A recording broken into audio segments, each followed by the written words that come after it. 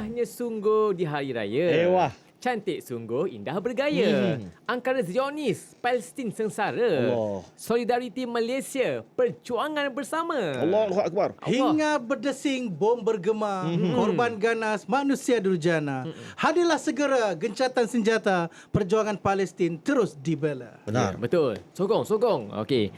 Enak laksa bunga kantan. Wah. Ikan segar dari lautan. Kemusnahan Palestin jadikan tauladan. Perpaduan Malaysia kita pertahankan.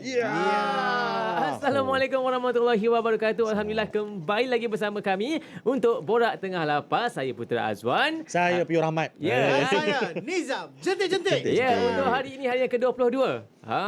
Kejap je kan. Kejap je kan. Makan, berbuka, sahur, berbuka, dah Tarawih. sampai ke Terawih. Tarawih, Kahwin. ngaji tak ada ke? Kahwin. Ngaji, terawih. Tak, kita conclude semula tu. Membebaskan hamba. Habis lagi. Lagi. Okey, jadi dah pun hari ke-22. Jadi kalau kita tengok sekarang cuaca agak panas Ustaz. Betul. Di Malaysia ada beberapa tempat dilaporkan berlakunya gelombang haba. Jadi macam mana agaknya cabaran Ustaz dan juga Nizam dalam menghadapi keadaan Ramadan dalam cuaca yang agak panas kali ni? Saya okey sebab kita rakam ni pun kat dalam studio sejuk. Tak, maksudnya betul. Memang Ramadan ni sebenarnya daripada perkataan panas. Sebab pada waktu zaman sebelum ni lagi pun jahiliah pun memang timing itu pada waktu panas. Okey. Itu di tanah Arab. Di Malaysia ni kita panas dan hujan sepanjang tahun. So ikutlah kena pada waktu bila. Macam Saya- sekarang ni musim apa? Musim durian saya. Okeylah, saya pernah tanya kawan saya musim apa, dia jawab apa? Musim mengawan. Ingat musim basuh. Saya banyak zikir lah. Bila zikir tu alhamdulillah sejuk badan saya. Alhamdulillah. Ini yang saya paling bagus sekali lah. Asal nampak macam fake ke saya cakap? Tak. Ada, betul lah. Nampak dari hati keluar tu. Okey. Baik, apa-apa setiap hari ada topiknya. Dan untuk hari ini, topik yang kita bicarakan mengenai Palestin Masya Allah. di hati Masya Allah. kita. Jadi kalau kita lihat sekarang ni, orang kata konflik dekat sana tak berkesudahan. Kan? Dari Sungai Kesegara, Palestin pasti merdeka. Amin. Amin, Jadi amin. Ustaz, bagaimana lagi Ustaz keadaan saudara kita berpuasa di sana Ustaz? Jangan cerita puasa, cerita nyawa sekali. Nak hidup Dia cerita nyawa sebab sekarang dah secara rasmi korban nyawa telah mencapai 30,000 nyawa. 30,000. Ni 30,000 ni banyak mana? Kalau kita tengok satu don di Malaysia ni purata lebih kurang dalam 50,000 orang. Kalau don-don kampung. Ya. 50 maksudnya satu don wipe out. Satu kawasan hilang semua penduduknya. Jadi ini keadaan di sana. Dan bila cakap puasa, saya teringat ini bukan konflik sekarang sebab konflik Gaza ni dah lama. Betul. Saya ingat 75 pernah tahun. satu ketika 75 tahun. Saya ingat pada lebih kurang 10 tahun lepas, Okey. ada seorang budak dari Gaza call satu rancangan TV di Qatar. Dia call, dia kata, "Syekh, apa hukum Syekh? Yang aku hari ni aku sahur, keluarga aku sahur dan kami tak dapat berbuka di dunia, kami berbuka di syurga." Allah. Sebenarnya itu bukan soalan tapi jentikan untuk orang-orang Arab, untuk orang-orang Muslim kita yang pada hari ini kita tak sedar bahawa ada mereka ni jangan cakap sahur apa, buka apa. Mereka nak sahur dan berbuka pada hari yang sama tak mampu. Sekali makan sehari saja. Maka mereka dah berpuasa sejak daripada perang bermula lagi. Allah. Allahu Akbar. Ustaz, saya nak tanya tentang kita ni, kita duduk kat Malaysia. Betul. Dan saudara kita yang sama Islam dekat Palestin tengah diduga dengan peperangan lah. Cubit per kiri per kanan terasa Ustaz. Betul. Sebabkan kepentingan masjid yang ketiga terpenting dalam agama Islam kita, Masjid Batu Muqaddis. Jadi Ustaz boleh cerita betapa pentingnya kepentingan Masjid Batu Muqaddis ni kepada orang Islam kita. Pasal peha tu kan. Kalau buka puasa, peha ayam tu macam nak tahu tu peha kiri ke peha kanan? Saya tanya dia, Tanya dia. "Peha kanan ke kiri?" Saya tengok kalau Semudah itu, peha tu ya. kan, kalau ditulis L tu left lah peha tu, kalau R right. Wow. Dia macam konsol. Ada Ustaz Tak ada Kita beli gurau. kat mana tu? Gurau. Saya pun nak beli. Saya baik Ustaz ada gurau. Bila patah balik cerita Baitul Okey, Maqdis okey. ni, pentingnya Baitul Maqdis ni, dulu ada seorang sultan nama Sultan Abdul Hamid kedua. Okey. Sultan Abdul Hamid kedua ni pernah seorang Yahudi datang nak beli tanah Palestin. Minta macam nak beli geran. Beli sikit dia bagi duit sebab pada waktu tu Turki Uthmaniyah mereka tengah berhadapan dengan perang dan perlukan duit. Kalau ikutkan boleh je Sultan ni kata apa, oh demi maslahah ummah, demi kepentingan ummah, jual lah sikit untuk orang Yahudi. Jual sikit je, bukan jual semua. Jual sikit sebab nak duit, nak dana. Tapi apa kata Sultan Abdul Hamid? Palestin, Baitul Maqdis adalah tanah wakaf umat Islam. Dia bukan milik aku, Sultan. Bukan milik mana-mana umat Islam, melainkan dia milik untuk seluruh umat Islam. Maka tanah wakaf wajib dia pertahankan walaupun seinci. Maksud bertahan Penting tu ya. bersama. Bukan rakyat Palestin saja. Tak boleh Ustaz. jual. Ya. Tak boleh jual. Tak boleh jual, kena solidariti bersama-sama walaupun jauh beribu waktu. Tak boleh faraid pun. Tak. Baik. Okey, kita beras sedikit jom kita nak bersama dengan live band kita. Katira Band dah pun bersedia kat sana dengan lagu mereka, lagu raya lagi menjelang Hari Raya. Ya.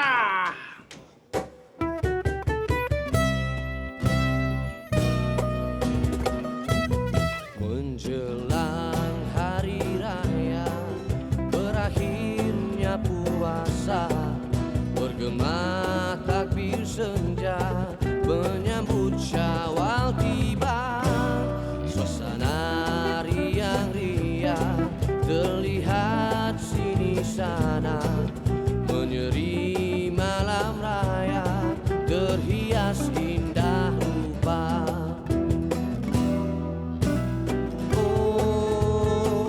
Cantik berseri-seri, tua dan muda berpakaian serba baru.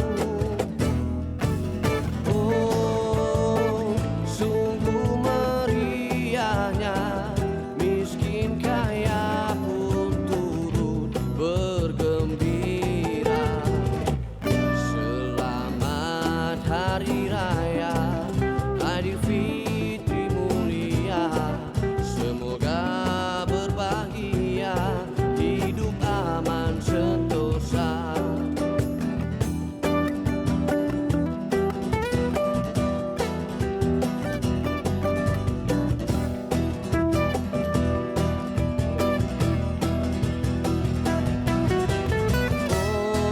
Oh, cantik berseri-seri, tua dan muda berpakaian serba baru. Oh, sungguh meriahnya, miskin kaya pun turut bergembira. Selamat Hari Raya Aidilfitri mulia, semoga berbahagia, hidup aman sentosa.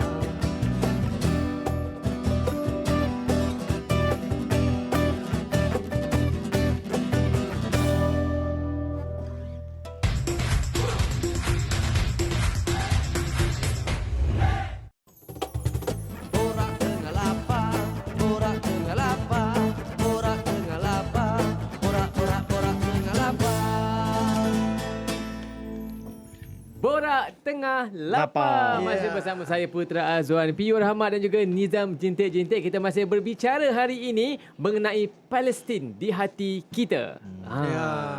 Pasal perang ni Ustaz kan? Ya. Kan kita tahu dalam sejarah Islam ada peperangan yang berlaku pada 17 Ramadan. Benar. Iaitu perang Badar. Betul. Boleh kongsi sikit Ustaz tentang cerita ni? Perang Badar berlaku pada bulan Ramadan. Ada sahabat yang kekal berpuasa, ada sahabat yang mengambil rukhsah ataupun tak berpuasa. Jadi tak ada masalah nak terus berpuasa ataupun tidak, sebab rukhsah ni hadiah pada Allah. Nak terima silakan, tak terima silakan. Tapi yang paling penting bukan cerita puasa ataupun tidak tu. Ya. Tapi nak cerita macam mana 313 ahli Badar mengalahkan 1000. Maksudnya 3 kali ganda besar penenteraan. Dia macam seorang lawan 3 lah. Macam mana pula, bukan setakat kekuatan tentera tu, tapi umat Islam pada waktu tu ada yang pergi berperang tak ada senjata. Dalam senjata, Ustaz, eh? dalam kitab Ar-Rahik Maktum bagi tahu ada senjata yang gunakan tangan saja. Bahkan ada yang hanya angkat kayu ataupun macam kayu baseball lah, kayu tu, itu senjata mereka. Dah lah kurang daripada 1/3. Lepas tu bawa senjata tangan ataupun senjata kayu, tapi tetap dimenangkan oleh Allah Subhanahu Wa Taala. Strategi dia yang paling asas, Nabi tak perang dekat dalam Madinah ataupun dekat dengan Madinah. Kenapa Nabi bawa lari jauh? Supaya tak ada rasa nak larikan diri ataupun tak ada rasa takut Madinah akan diapa-apakan. So bawa jauh. Tu pertama. Yang kedua, Nabi sampai dekat kawasan nak perang tu, Nabi minta untuk para sahabat ambil siap-siap bukit-bukit. Kenapa? Sebab bila kita ke atas, kita ada kelebihan kuasa. Masuk kuasa tu boleh baling, kita boleh menerkam. So umat Islam dah dapat siap-siap dah tempat bukit bakau. Dan yang ketiga, kafir Quraisy tak biasa dekat kawasan tu nak lawan. Macam kira macam MU lawan City, home dengan away. Jadi dekat home Kenapa kuat nak, sikit lah. nak masukkan cerita MU kan? Sebab saya tahu MU kan. Saya ni Sebab MU Tottenham. JDT. jadi. MU ni tahu singkatan untuk apa? Mutawasitah United. Amboi. Amboi, Ustaz. Dengar tu, Ustaz. Semangat, Saya nasib baik saya puasa tau. Ah. Kalau tak, saya sabar. Sabar juga. Sabar. Okey, baik. Okey. Jadi Badar, patah balik Badar. Patah balik Badar. Badar membuktikan bahawa kelesuan, kepenatan, lapar Okey. itu tidak menyebabkan kita boleh kalah. Tetap menang. Dan Gaza hari ini menunjukkan kita makna iman sebenar. Ada satu viral gambar yang tular. okey. Yang tular mana masjid dah roboh, sekeliling roboh, tetap mereka solat berjemaah. Ini Kita kita masjid masjid aircon. cantik, aircon tak nak datang. Allah. Mana pergi? Ha, Ustaz? Saya tahu. Ada. Pergilah masjid India. Okey, apa nama Ustaz? Jadi berpuasa bukan alasan untuk kita jadi lemah dan sebagainya. Jadi mungkin Ustaz boleh kongsikan atau berkomen sikit mengenai kekuatan mental dan fizikal kita sewaktu kita berpuasa, Ustaz. Okey. Bila mana kita hari ini berpuasa, sebenarnya kita sedang menundukkan satu makhluk Tuhan namanya nafsu. Okey. Nafsu sebab syaitan dah keluar liga dah. Syaitan kena ikat. Tapi nafsu ni memang dia lemah kalau dilaparkan. Nafsu ni memang lemah dilaparkan. So bila nafsu lemah, otak kita akan terang. Sebab tu Imam Syafi'i kata untuk seorang penuntut ilmu, talibul ilmi, dia kena banyakkan berlapar. Sebab mengenyang ni menyebabkan kita malas, tidur. So sebab tu kalau pelajar universiti kalau lapar tu biasa. Satu sebab dia miskin lah kan. Okey. yang keduanya sebab kita nak bagi bila perut lapar minda cergas, minda terang. Sebab itulah Nabi ada 3 perut Nabi. Maksud 3 perut tu bukan macam tu banyak perut. Saya six pack ni. Six Saya pack, nak 6 perut. one pack. Six pack. Maksud 3 perut tu Nabi bahagikan 1/3 untuk makan, Okey. 1/3 untuk Air? bukan air, untuk Udara. bernafas. Untuk bernafas, Okey. 1/3 lagi memang kosong.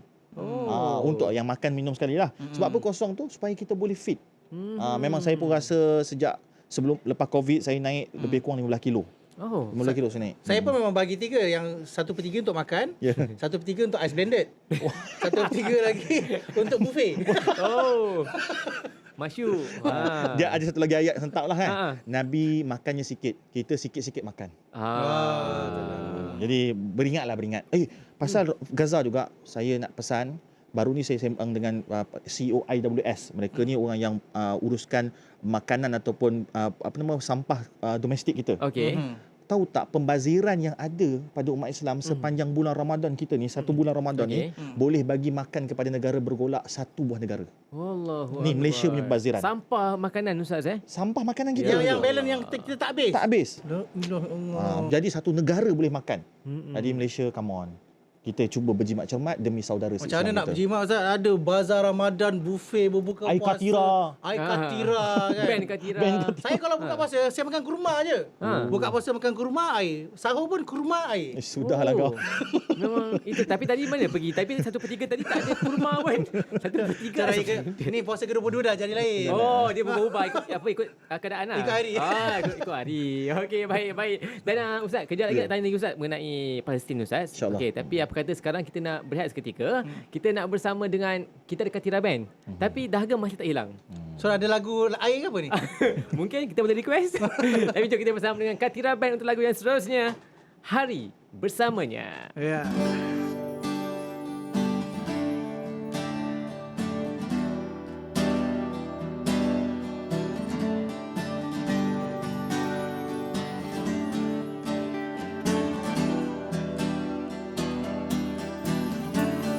Hari telah berganti, tak bisa ku hindari. Tibalah saat ini bertemu dengannya. Jantungku berdegup cepat, kaki bergetar hebat.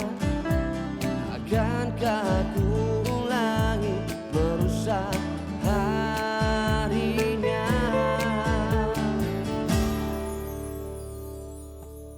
Mohon Tuhan untuk kali ini saja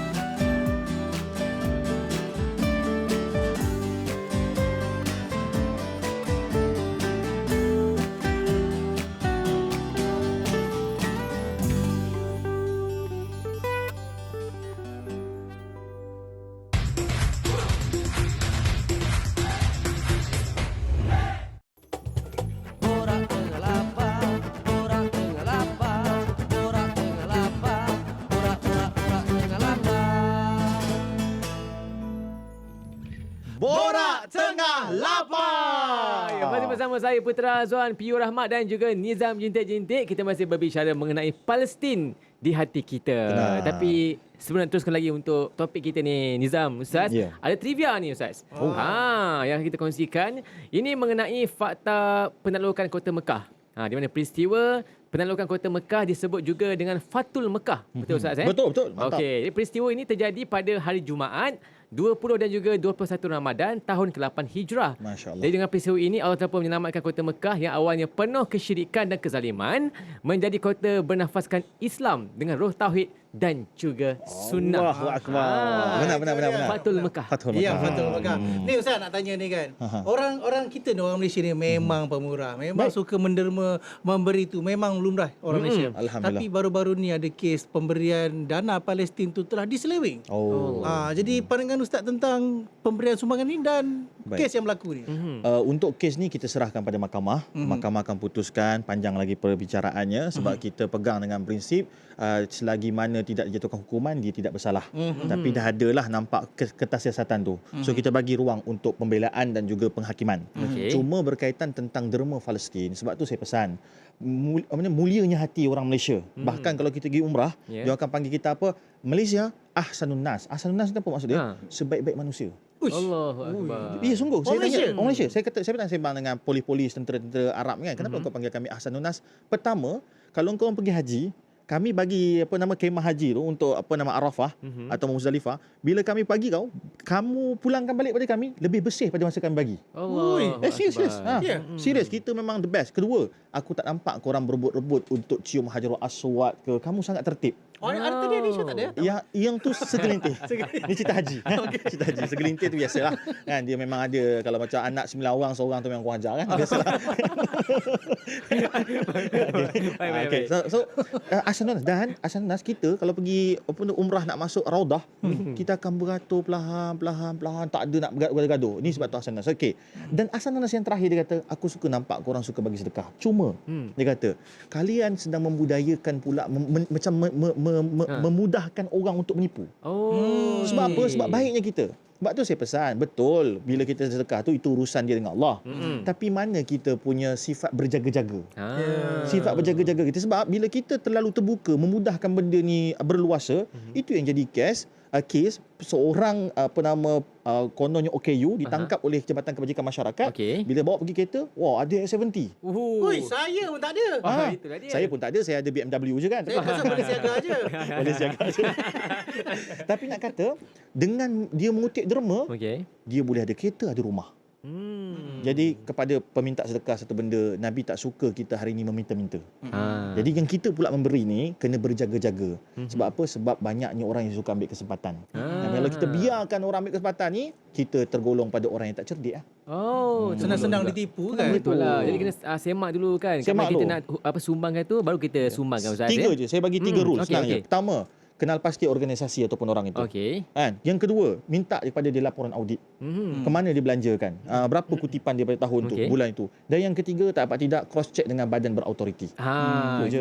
dia. 3 tu kita perlu buat Benda dulu. 3 tu lah yang saya buat dekat masjid yang saya pergi solat tu. Alhamdulillah. Mana terus ni? Baik, dan Ustaz, ringkas Ustaz, kita tanya juga macam mana pula pandangan Ustaz kepada mereka yang nak kumpulkan dana ni, tapi mereka ada buat konsert dan sebagainya kan. Tapi lepas tu kumpul dana untuk Palestin. Bagaimana? Apa pandangan Ustaz? Itu sebenarnya kreativiti dalam mereka kreativiti dalam mengumpulkan dana. Selagi mana mereka tak menyeleweng dana, silakan. Sebab ada orang dia ni nak derma saja, dia macam dia tak best lah, dia tak orang Kelantan kata dok berahi. Tak on. Apa tu? Berat nanamu. Jadi tiba-tiba contoh makan sambil menderma. Buat makan buffet kan. Lepas tu ada bahagian tu portion tu didermakan ataupun konsert. Itu semua kreativiti dalam mencari fundraising. Tak ada masalah Ustaz. Tak ada masalah selagi mana betul-betul jujur. Sebab saya risau ada orang buat konsert. Kutipan contoh 100,000 contoh 80,000 bayar artis je. Sampai kat Palestin ke sampai kat orang anak yatim 20,000 tu je. La ilaha illallah. Kat sini masalah. Sebelum nak ke kesimpulan lah secara keseluruhannya untuk topik kita hari ini, Ustaz, nak tanya juga Ustaz, ada sahabat kita tanya ni kan. Baik. Apa pandangan Ustaz mengenai kempen boykot yang dilakukan oleh rakyat Malaysia dan juga kepada yang boykot tu separuh jalan. Last tiba-tiba kembali seperti biasa. Unboycott boleh. Ya, apa pandangan Ustaz? Ni pandangan saya ni. Tajamnya pandangan. Itu. Segan lah. Orang radio tak nampak tu. Yalah Ustaz. Pandangan tu bahaya tu. Okey, berkaitan dengan boikot ni, semestinya kita ni memanglah ada penyakit yang orang Melayu buat sebagai peribahasa hangat-hangat tai ayam. Sebab itu sifat manusia. Baik. Jadi saya tak nak kecam orang yang hangat-hangat tai ayam ni, tapi nak bagi galakan. Jom sama-sama kita panaskan balik tahi tu. Tai ayam kan kita panaskan balik Ni yang semangat Mutawar tu. Sita cerita ke apa? Dah selesai. Maksudnya tinggikan balik semangat kita dengan bila kita ceritakan balik tentang pengorbanan dan kesusahan orang Palestin. Ya. Dia biasa bila iman ni memang naik turun, Nabi sebut Baik. yazid wa yanqus, naik turun. Ada waktu kita semangat turun balik. So apa berlaku? Kita kena jumpa dengan tim yang boleh menyemangatkan balik. Memarakkan balik perjuangan kita. Sebab tu saya pesan, tolong follow Telegram, FB yang banyak bercerita Palestin untuk sentiasa kita update. Dan yang paling best lah, paling penting. Okey. Saya ada tengok ada kawan saya buat apa. Dia gantung dekat kereta dia tu, bukan tampal gantung, dia gantung gambar anak-anak Palestin, satu picture yang sangat menyentuh hati. Okey. Tiap kali nak pergi drive thru ke, tiap kali nak pergi kedai ke, dia jadikan benda itu sebagai dia punya anchor. Maksud anchor ni untuk ingat balik bahawa perjuangan belum selesai. Ataupun kalau tengok kawan-kawan kita, profile picture dia Baitul Maqdis, profile picture dia gambar Al-Qassam, itu semua boleh buat kita untuk ingat balik. So yang tengah lemah tolong kuat, yang tengah kuat tolong istiqamah. Jadi kita memang beri kesan Ustaz. Boykot tu Beri kesan. Ustaz. Saya tak nak sebut mana-mana brand. Betul. Tapi baru ni suku pertama perniagaan memang diorang kena laporkan keuntungan dan rugi mereka. Semua yang kita sasarkan boykot dengan berfokus, semua syarikat-syarikat tu menyatakan dengan malu bahawa mereka rugi ratus juta. Banyak tu. Bukan juta tau, ratus juta. Ratusan juta. Payment Ustaz punya Saya rupiah sampai ratus juta. Macam Nizam sendiri terlibat sama ataupun bersama-sama? Dia terlibat dengan memang Zionis. Terlibat dengan Zionis. Saya bukan sakat boykot masa ni Saya awal dah boykot dah. Sebelum berlakunya Sebelum perang berlaku baru saya ni pun. boykot. Saya boykot, saya kata saya takkan beli produk ni. Pasal apa? Tak mampu. Tak Tak ada duit. Sebab tak mampu. Okay, Tapi baik. sampai sekarang mampu tapi tak beli boleh, dah. ya. Alhamdulillah, bagus-bagus. Jadi mungkin Ustaz kesimpulan untuk topik kita Palestin di hati kita ni Ustaz. Biruh biddam. Biruh biddam maksud satu perkataan adalah ini adalah ayat-ayat yang disebut kepada anak-anak kecil. Biruh biddam dengan ruh dan darah. Nafdika ya Aqsa. Kami bersama engkau, kami memperjuangkan engkau ya Aqsa. Ini adalah satu zikir, bukanlah zikir solat, tapi perkataan yang boleh kita ulang-ulang agar kita faham dengan ruh dan darah kita sepatutnya mempertahankan Palestin. Mungkin kita tak mampu angkat senjata, tapi angkatlah selimut dan berdoalah pada waktu malam. Itu adalah perjuangan besar sebab Nabi pernah lepas balik daripada perang Uhud, perang yang umat Islam kalah, dan balik pada perang Khandaq, umat Islam menang. Nabi akan sebut, Nabi kata kita baru balik daripada peperangan yang kecil kepada peperangan besar. Benda apa ni? Rupanya peperangan yang guna fizikal ni kecil. Peperangan melawan hawa nafsu itu lebih besar. Mereka kat sana lawan fizikal, kita lawan hawa nafsu. Maka siapa yang akan menang? Mereka dah confirm menang, kita belum tentu. Masing-masing ada tanggungjawab masing-masing Ustaz ya. Jadi silakan Pion Nizam. Saya al-fitnah tu asyadu minaqat. Tak ada kena-mengena. Tapi dalil tu betul. Bagi saya nak umat Malaysia, umat Islam satu Malaysia ni terus membantu. Kalau tak mampu membantu dengan duit, kita boleh bantu dengan share kesedaran-kesedaran dalam sosial media kita. Dan kalau itu pun tak mampu, cukuplah membantu dengan doa. Doa adalah senjata umat Islam kita. Alhamdulillah, amin. Jadi macam tadi Ustaz bagi tahu kan, antara kawan Ustaz dia buat, dia tampal gambar anak-anak Palestin dekat kereta kan. Dia satu kecil je macam macam A4, bukan A4 apa yang gambar kecil tu. Kecil-kecil, jangan tampal semua kan tak nampak jalan. Nampak jalan. Dia kan buat dekat atas yang panjang tu. Itu billboard. Itu tepi highway. Okey, baik. Jadi kita terus kau dah buat tu istiqamah Ustaz kita ingat saudara kita di sana sebab itu bukan tanah mereka tapi tanah umat Islam. Tanah umat Islam. Pentingnya tanah itu untuk kita semua umat Islam ya. Baik, esok insya-Allah kita kembali bersama dengan Piu Rahmat dan juga Nizam binti Jentik sepertinya seperti biasa untuk Borak Tengah Lapar. Waktu yang sama, jumpa lagi. Assalamualaikum warahmatullahi wabarakatuh. Lapar